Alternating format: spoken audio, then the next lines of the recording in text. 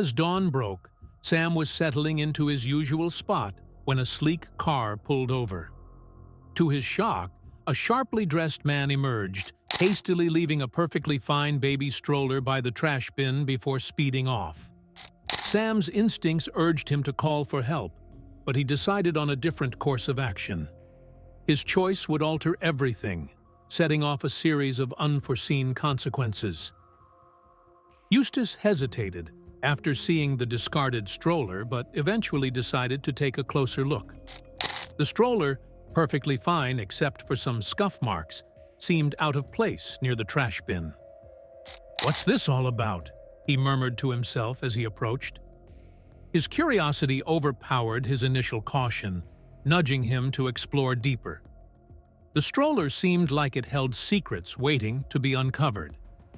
He notices a few items inside, including a partially filled baby bottle and a folded blanket. These small, intimate objects suggested that the stroller had recently been in use. Eustace furrowed his brow and muttered, "Someone cared for this baby." Each item he found seemed to whisper a tale of care and abandonment. The baby bottle still had milk inside, further deepening the mystery. The sight of the baby bottle and blanket reminded him of his own family, long lost to time and circumstances. Eustace couldn't shake the feeling of bittersweet nostalgia. A lifetime ago, he sighed, memories flooding back. Those items brought back images of bedtime stories, cozy blankets, and a home filled with love. He found himself lingering, almost memorializing the life he once knew. He decided to take the stroller with him, thinking it might still be useful. "Better with me than left here," he reasoned, gripping the handle firmly. The stroller might help him carry his things, or even serve another unexpected purpose. He turned around and began to wheel it away, feeling like he was taking responsibility for whatever story this stroller held. As he wheeled it away, he felt a strange sense of responsibility, with questions about the owner haunting him. Who abandoned this stroller, and why? "Maybe it'll come to me," Eustace thought, looking at each passerby for clues.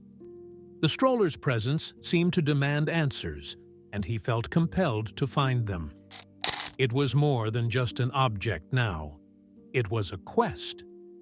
Eustace returned to his makeshift shelter, pushing the stroller along uneven streets. The wheels creaked and wobbled over cobblestones, echoing the instability in his life. He maneuvered the stroller through the labyrinth of the city, careful not to attract too much attention. This new addition to his possessions felt oddly significant, almost like he had adopted a silent companion on his daily journey. He encountered a group of fellow homeless individuals who gave him curious looks. "What you got there?" one of them asked, eyeing the stroller. Eustace just nodded in response, not feeling the need to explain yet. Another person chuckled. "Thought you were babysitting now." The laughter faded as Eustace moved on. The stroller was becoming a point of interest and possibly suspicion among his peers. Ignoring their stares, Eustace carefully examined the stroller for any identifying information. He scrutinized every inch, hoping for a name or address. "There's got to be something," he muttered, fingers tracing the fabric. He lifted the seat cushion and felt around the pockets. Each new discovery, or lack thereof, kept him on edge. He was thoroughly intrigued and determined to unravel the mystery.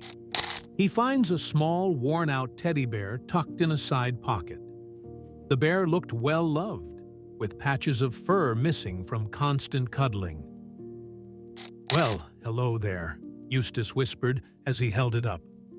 This was no ordinary lost item. It had clearly been cherished. The teddy bear deepened the puzzle, hinting at a family's love and raising more questions about the stroller's abandonment. It appears well-loved, adding to the mystery of the stroller.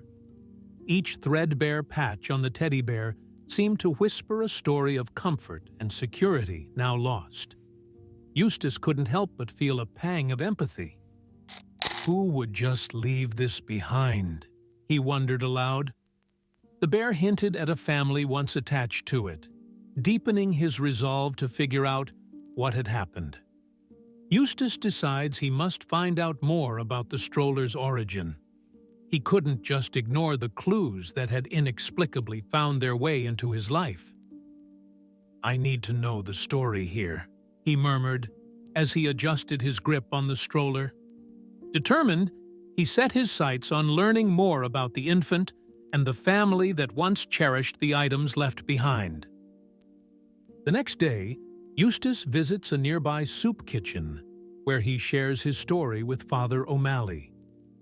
"Father, I found something strange," he began, showing the stroller and its contents.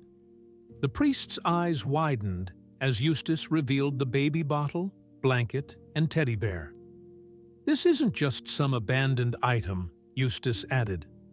Father O'Malley, known for his wisdom and compassion, listened intently, already sensing Eustace's growing attachment to the mystery. Father O'Malley listens intently and agrees that the stroller's abandonment is peculiar. "It's not every day someone leaves a stroller like this," he commented. The priest stroked his chin thoughtfully. Eustace saw concern etched in his face, a mirror of his own feelings. "We must get to the bottom of this," said Father O'Malley, affirming the weight of the mystery. His validation encouraged Eustace to dig deeper. He suggests checking local news and online forums to see if anyone reported a missing child. "Perhaps someone's out there looking for their baby," Father O'Malley reasoned.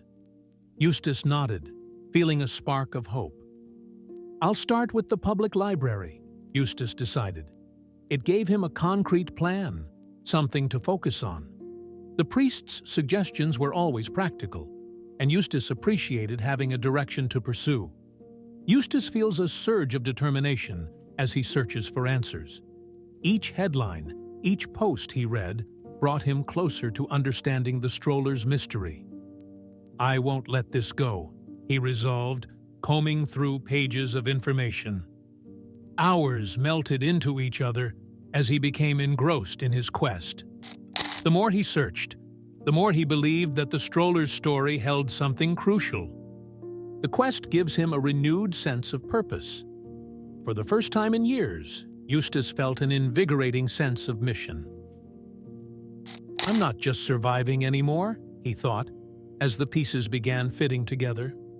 The stroller, the teddy bear, and the scattered news reports were like breadcrumbs leading him to a bigger truth. His life on the streets seemed less bleak with this newfound drive. The priest promises to keep an eye out and inform Eustace of any developments. "I'll ask around," Father O'Malley assured him. Knowing someone else was invested in solving this made Eustace feel less alone. "Thank you, Father," he replied, his voice tinged with gratitude. Just having someone he could count on raised his spirits. Eustace left the soup kitchen feeling more supported than he had in years. As Eustace delves deeper, he begins to notice a black SUV parked in different spots around the neighborhood. Its presence unsettled him, but he tried to shake off the feeling. "Probably just someone who lives around here," he told himself. Yet, every time he saw it, unease prickled at his consciousness. Was it paranoia? Or was someone actually watching him? The mystery was deepening, and so was the danger. The vehicle's presence makes him uneasy, but he brushes it off as paranoia. "Calm down, Eustace. It's just a car," he muttered under his breath. Still, the nagging feeling wouldn't leave. "Focus on the task," he chided himself, trying to divert his mind. But as days went by and the SUV kept appearing, his discomfort grew. Ignoring it was becoming increasingly difficult. However, when he finds the same SUV parked outside Father O'Malley's church, his concern grows. The vehicle's presence at this particular spot felt too coincidental to ignore. Eustace's heart pounded as he watched from a distance. Why here? He wondered. Father O'Malley emerged from the church, and Eustace felt an instinctive need to warn him. This wasn't just about him anymore. Others might be in danger too. He tries to approach the vehicle, but it speeds away. The engine roared to life, and the SUV took off in a cloud of dust, leaving Eustace standing there, bewildered. "What are they hiding?" he muttered. Frustration mingled with fear. The abrupt departure confirmed his nightmare. He was being watched. The urgency to uncover the stroller's mystery amplified by the minute, and he felt the weight of unseen eyes. Eustace feels a growing sense of danger, realizing that someone is aware of his actions. Each shadow, each echo now seemed like a potential threat. "They know I've got the stroller," he thought, pulse quickening. His every move felt scrutinized. The days of casual wandering were over. Eustace knew he had to be cautious, as any misstep could lead to dire consequences. The stakes were much higher now. Eustace starts piecing together sparse fragments of information about the high-profile businessman who owned the car that abandoned the stroller. Conversations, snippets from the news, and old articles began forming a cohesive picture. "Richard," he whispered, recalling the name tied to various controversies. Each scrap of knowledge connected like dots on a map, leading him towards a larger, more menacing plot. His resolve hardened. He needed more information. The businessman, named Richard, recently faced a massive scandal involving financial misconduct. The headlines were all over town just months ago. He has a lot to lose, Eustace realized, understanding why someone might want secrets buried. The scandal painted Richard as someone desperate, someone who might go to any lengths to protect his reputation. Eustace's discoveries felt heavy, like holding a time bomb that could go off any minute. As Eustace investigates further, he finds a series of cryptic business transactions in Richard's past. Each transaction was shrouded in mystery, with money flowing through offshore accounts and shell companies. "What are you hiding, Richard?" Eustace pondered, jotting notes in an old, tattered notebook. The complexity of the financial web impressed and terrified him. This wasn't simple greed. It was something far more sinister. Eustace could feel it. The more he uncovers, the more he senses a deeper, darker secret. "This isn't just about money," Eustace mused, staring at his collected notes. Suspicious patterns and hidden deals pointed toward something bigger. The closer he got, the darker the story became. What started as a simple abandoned stroller now seemed like the tip of an ominous iceberg. He felt like he was inching closer to a dangerous revelation. But each step closer to the truth increases the risks involved. "I'm playing with fire," Eustace confessed to himself, aware of the fine line he tread.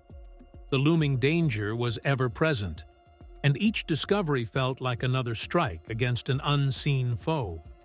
It seemed as though every piece of new information brought him not just clarity, but also peril. Eustace had to be extremely cautious moving forward. He shares his discoveries cautiously, fearing retaliation.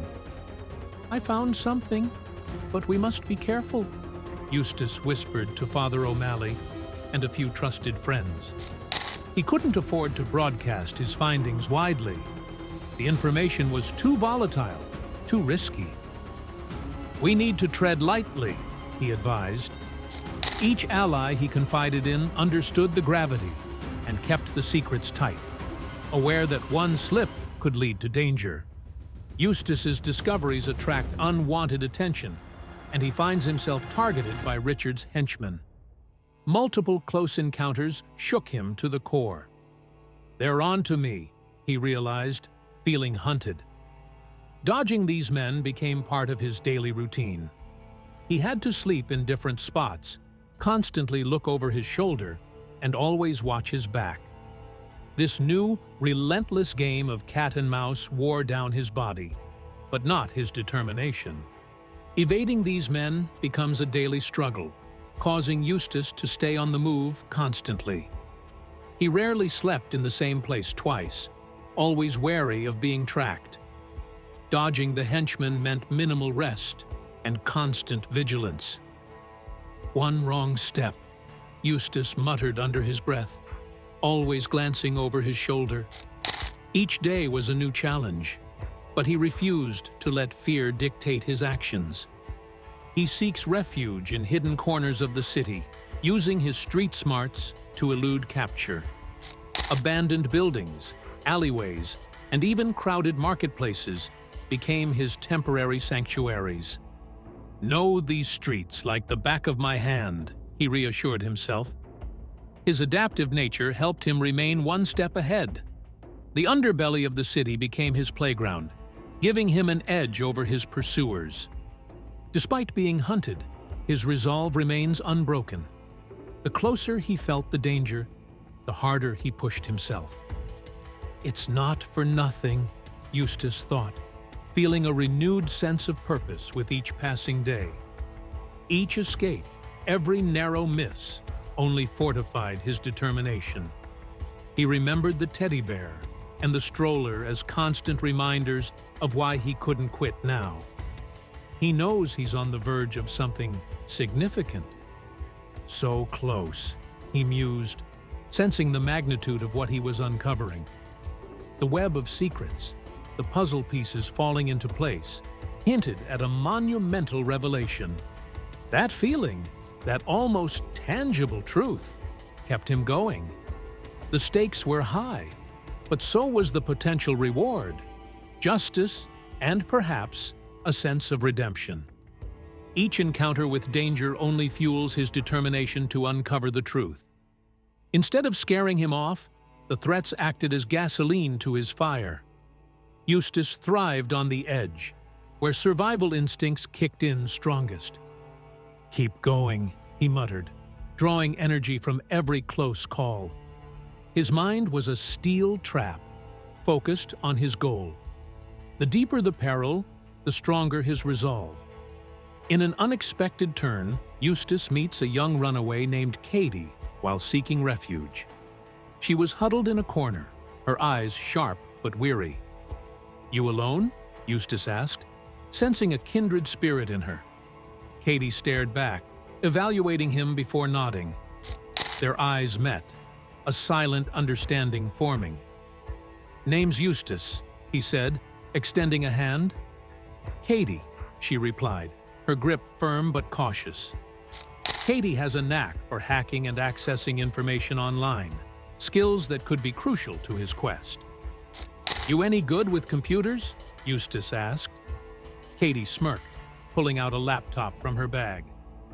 "I can find anything," she said confidently. He watched, fascinated, as she navigated through databases with ease. "You could be my key," he thought, feeling hopeful for the first time in days. She agrees to help him in exchange for protection and a share of anything valuable they find. "Deal?" Katie asked, her eyes locking onto his. Eustace nodded, recognizing her desperation masked by bravado. "Deal," he confirmed, shaking her hand firmly.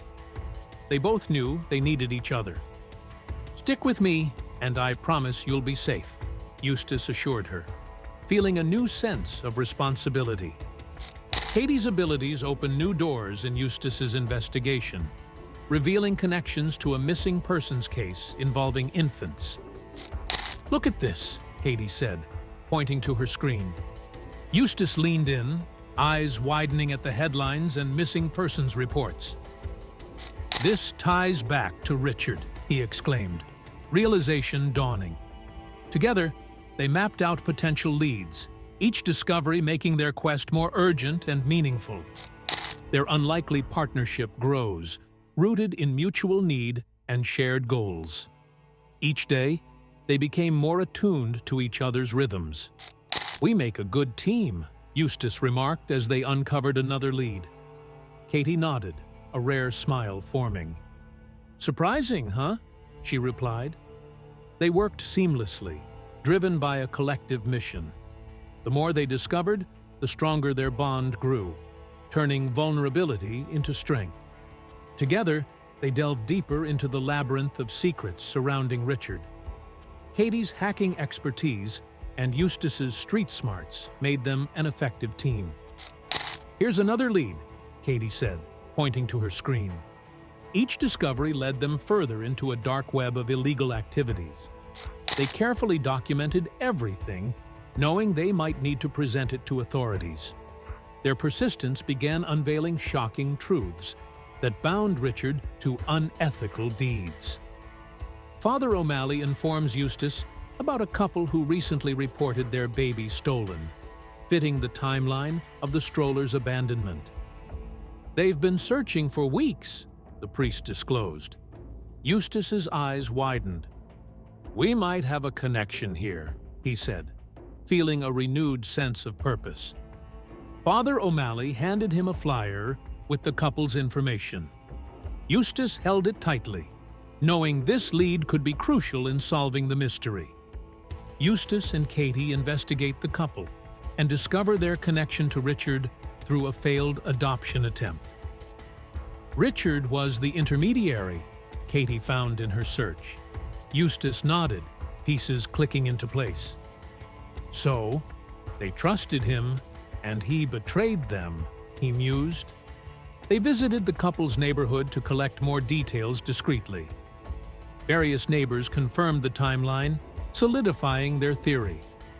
Eustace felt they were on the brink of uncovering something substantial.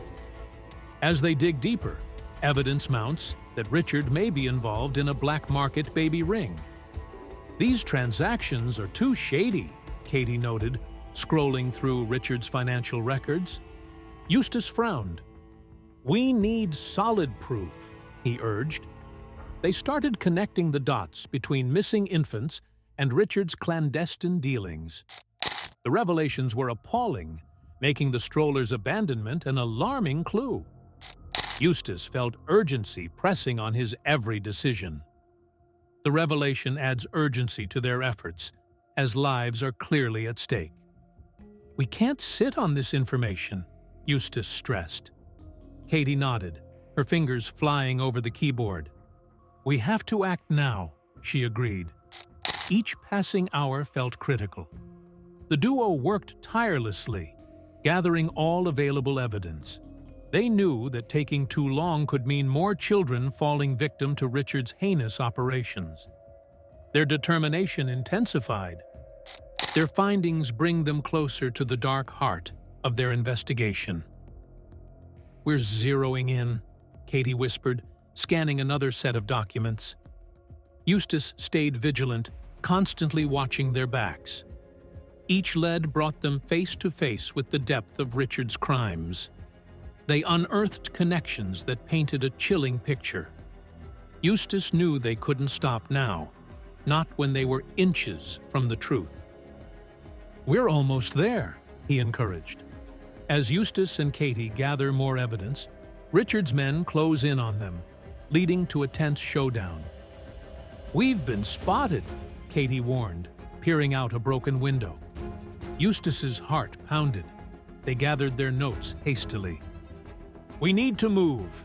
Now," Eustace ordered. The men outside were drawing closer, voices carrying threats.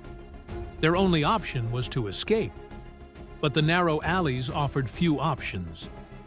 Tension hung thick in the air. They narrowly escaped capture by hiding in an abandoned building. "In here," Katie whispered urgently, pulling Eustace into the shadows. Footsteps and harsh voices echoed outside as they held their breath. The men passed by, oblivious to their hiding spot. "That was close," Eustace muttered, wiping sweat from his brow. Katie nodded silently, her eyes wide with fear but filled with determination. They knew it was a temporary respite. Eustace suffers a minor injury, but Katie manages to patch him up. "Let me see that," Katie instructed, examining the gash on his arm. Eustace winced. "Just a scrape," he muttered. She cleaned the wound with a water bottle, then used a torn shirt to bandage it. "We can't afford to slow down," Katie insisted, her voice steady. Eustace appreciated her practicality. "All right, let's keep moving," he agreed. In the aftermath, they regroup and plan their next move. "We need a better hiding spot," Eustace said, looking around the dim room. Katie nodded, pulling out her laptop. "We also need to finish this," she added, referring to their evidence.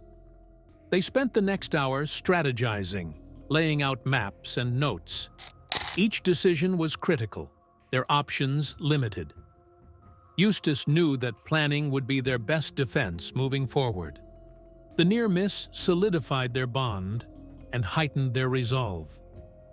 "We can't turn back now," Eustace said, determination in his voice. Katie nodded, her resolve matching his. The close encounter had only fired them up more. They knew they had what it took to uncover the truth. Each look they exchanged was filled with mutual understanding and unwavering commitment. They were united in purpose, ready to face whatever came next. They must act swiftly to bring their evidence to the authorities without being caught. "We need to stay ahead of them," Katie said, her eyes scanning their surroundings. Eustace nodded in agreement, glancing at their hastily gathered documents. "We have to get this to the authorities before Richard's men catch us," Eustace urged. With time ticking away, their movements became more methodical, focused solely on delivering their findings safely. Katie's hacking skills uncover a secret storage unit rented by Richard, which they believe might contain critical evidence. "Found something!" Katie exclaimed, eyes gleaming as she turned the laptop screen toward Eustace. He leaned in, eyebrows raised. "A storage unit! That could have everything we need," he concluded. The implications of this discovery were immense. They devised a plan to break in, knowing that it might hold the key to unraveling Richard's dark secrets. They break into the unit to find documents, unmarked stacks of cash, and forged adoption papers. "Jackpot," Katie whispered, holding up a stack of papers. Eustace's eyes widened as he rifled through piles of files and envelopes. "This is it," he muttered, feeling the weight of their discovery. The cash signaled shady dealings, while the adoption papers hinted at a horrifying truth. They knew they had struck gold. These were pieces that might finally bring Richard down. Among the evidence, they discover photos of several children, including one that matches the couple's missing baby. "Look at this," Katie said, showing Eustace a picture. His breath caught as he recognized the child from the couple's flyer. "It's them," he confirmed. The photos offered irrefutable proof, more than they had hoped to find. Each image told a story of stolen innocence, and their mission now felt more urgent than ever. This incriminating material is enough to expose Richard's criminal activities. "We've got everything we need," Eustace said, feeling a rush of vindication. Katie nodded, bagging the documents carefully.